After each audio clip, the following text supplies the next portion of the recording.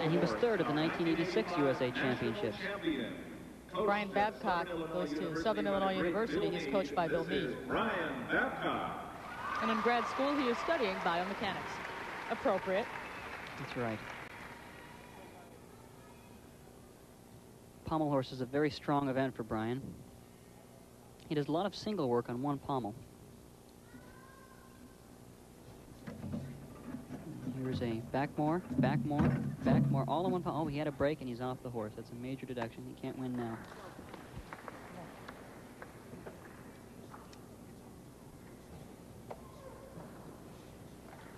He has 30 seconds to get back up on the horse. It's such a disappointment to make a mistake in the finals because your score doesn't continue on for the all-around competition, and sometimes you just don't feel like getting back up. But it's a sign of a real tough gymnast to get up and finish a good routine. There's his flare work, breaking into his scissor sequence. Now he gets ready for his dismount. Travels lengthwise across the horse and goes right up to a handstand. Not a very good routine. I know Brian's disappointed.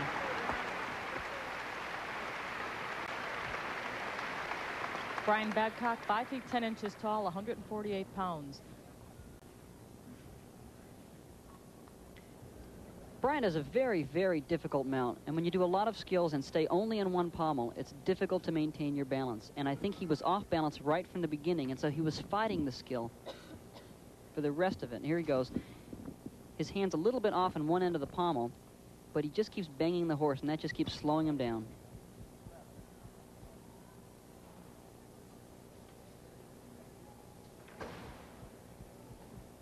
It looks so much worse in slow motion. Brian Babcock waiting dejectedly for the scores. The pommel horse, incidentally, is 4 feet off the ground, and it is 5 feet long.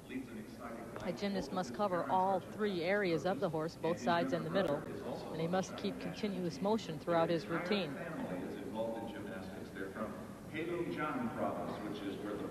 Score for Brian Babcock, a very disappointing 8.9.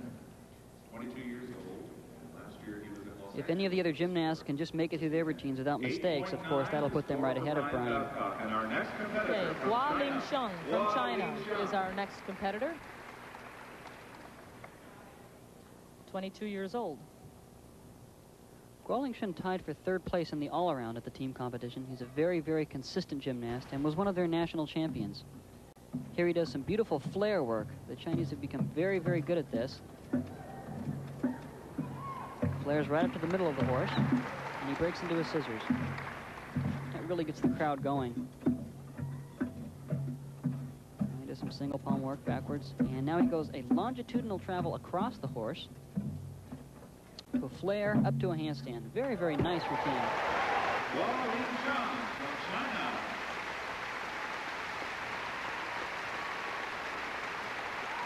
That should be a good score, and I'm sure that'll put him right in the lead.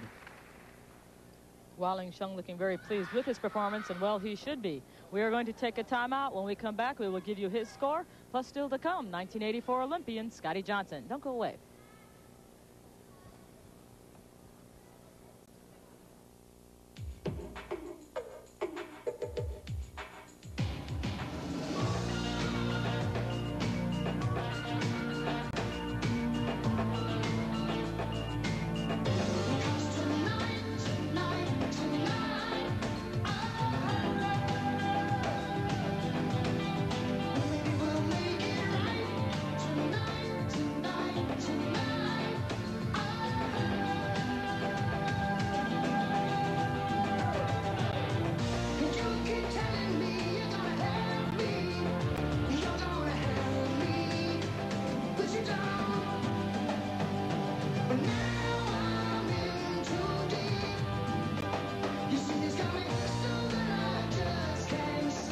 So exceptionally smooth. The night belongs to Michelob.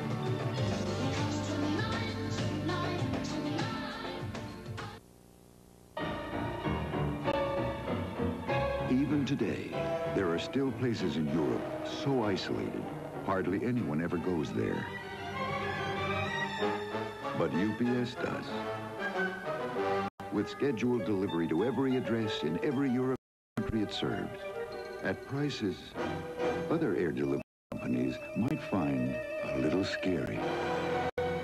UPS, we run the tightest ship in the shipping business. From the ESPN sports family to your family, happy holidays. Welcome back. As you look at Scotty Johnson waiting for the green flag, our Peter Vidmar spoke with him earlier. You recall that Scott Johnson is the only gold medal Olympian who is still involved in gymnastics competition in this meet. We asked him what's motivating him since the games. My motivation continues to be very strong in the sport of gymnastics, just simply because I love the sport so much. A lot of people are saying that I'm too old now, being 25, and that I should have retired after the Olympic Games, but you know, my motivation was still strong, and I felt young at heart, and I've never had a very serious physical injury, and I felt that I could improve and go further with my gymnastics competitive career, so I'm sticking with it. Scott Johnson. Scott really stuck with it on that routine because he was a little bit off balance throughout the whole beginning of the performance, and he did make some mistakes and had some form breaks. It won't be good enough for him to stay in first place, but it's always good for Scott to get experience on the pommel horse. That's been one of his weakest events, and I can tell that Scott has spent a lot of time in the gym on the pommel horse. Let's take a look at what happened here. Scott seemed to be a little bit off balance on that one pommel, and he just kind of gets a little bit out of control, so he really has to start struggling with these elements. His arms are a little bit bent as he goes into this trick. And once you bang the horse, then you're really in trouble, and Scott just got very off balance here. He was able to maintain his balance, though, for the rest of the routine. He sure fooled me. That routine looked very nice. As you can see, he received a 9.50. That is not good enough to take the lead, because the gymnast that we saw before we went to our commercial break was Gualing Sheng, and he received a 9.75. So Gualing Sheng is our leader at 9.75. Right now, Scott Johnson is in second place at 9.5, but the man who could change all of this is about to mount the pommel horse. This is Li Ge, the young man who we spoke of in the beginning of our telecast. Li Ge is a rising and shining star in Chinese gymnastics. He's a beautiful pommel horse worker. As you can see, his very extended flares, working lengthwise backwards across the horse. That's difficult because he can't see where he's placing his hands. Now he does a longitudinal travel in front and then all the way back. Oh, completely off balance, though, and he fell off. When you bang the horse, it just stops everything, and it's just so hard to keep that momentum going. It's interesting. We take these flying motions for granted because all of the gymnasts at this caliber do it, but anybody at home that has a fence nearby can just boost themselves up. Just try to cut one leg over, and it's a very difficult sport. It is a difficult event, and because it requires a continuous motion, you really have to rely on the momentum that you've established, and once you bang the horse or lose that momentum, it's so hard to continue with the routine. Li Ge makes his first appearance in our ESPN telecast in these individual event finals. Unfortunately, it was not a good showing for Li. Here he starts to travel backwards across the horse, and he just bangs the horse right there. And once you do that, it's so hard to get going again, especially during a difficult element like that. It looks like the champion on pommel horse, just like on floor exercise, is just going to be the man that didn't make mistakes. And Gualing Sheng should win the gold medal. Well, that certainly won't get a 9.75 for Li Ge, the man we are looking at right now. He's managing a sheepish grin, but we've just been told his score is 9.25. So Li Ge will not get a gold medal in this apparatus. We will come back with a recap of the pommel horse results. Still to come, women on even parallel bars and men still rings.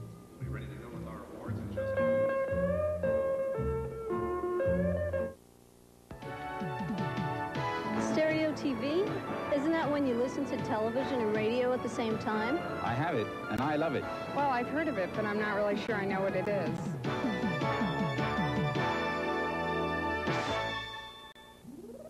Stereo TV. It's being called the most exciting thing to happen to television since color.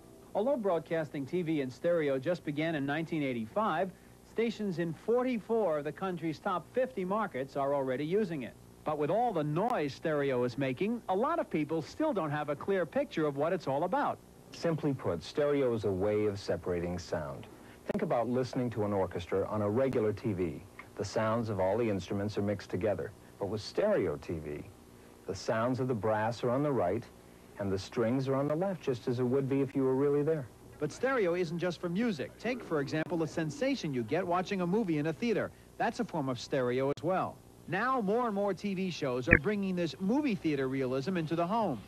Stereo TVs come in a number of models, but sometimes shopping for them can be confusing. It's no wonder. Some manufacturers say their sets are stereo ready. But what isn't always clear is that you may need to buy some additional equipment. To avoid this confusion, General Electric has divided its stereo TVs into two categories. The first is stereo adaptable. This means the TV set will need an adapter and maybe a separate stereo amplifier. But these are simple modifications that most people can handle by themselves. The second category is built-in stereo. Everything needed to receive stereo sound is already built in, so nothing extra is required. With built-in stereo, you still have the option of hooking up the television to your own sound system. Today, the TV picture not only has to look good, it has to sound good as well. For Consumer Watch, I'm Jeffrey Lyons. For more information, call the GE 24-hour toll-free number. College basketball on ESPN is underway. 6 conferences involving the ACC, the Big East, the Big Ten, Pac-10 Sunbelt, plus many, many others. 135 games on ESPN, and every one of them live. ESPN, your source for basketball. But right now, let's talk about gymnastics, and we have the results for the men's pommel horse competition. No surprise that Gualing Sheng took the gold, 9.75, Scott Johnson the silver, and John Young the bronze. Really, it just had to go with the man that made the fewest mistakes, and that's how it happens in the floor and on the pommel horse. And that seems to be the philosophy of this meet. Everyone's a little bit nervous as we now move over to the men's still ring competition. This is Zhao Jianghua. And as evidence of the other apparatus, if he makes the fewest mistakes, he could be the man who takes the gold medal. Leander, I really think that during this competition that many of them are kind of recuperating from the team competition, and so they're making some mistakes just due to fatigue. We saw on the graphic that this is the man who won the gold medal in the Pan-Pacific Alliance games on this event. Zhao's very, very powerful. He just did 3 crosses on the rings, an Olympic one way, an Olympic the other way, and then an iron cross, and he pulled out of it. Very, very powerful. He has a beautiful body line, very good swings to a handstand, and now he'll set up for his dismount. Double layout, and he sticks it for very, very good routine. That should get a good score. Zhao Jianghua, 22 years old. 9.65 for Let's take a look at his dismount now.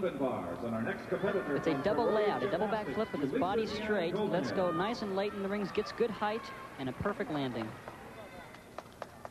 On the women's uneven parallel bars now, we are looking at Julissa Gomez, just 13 years of age. Well, she just turned 14. I stand corrected. She will be a senior next year if she makes the team.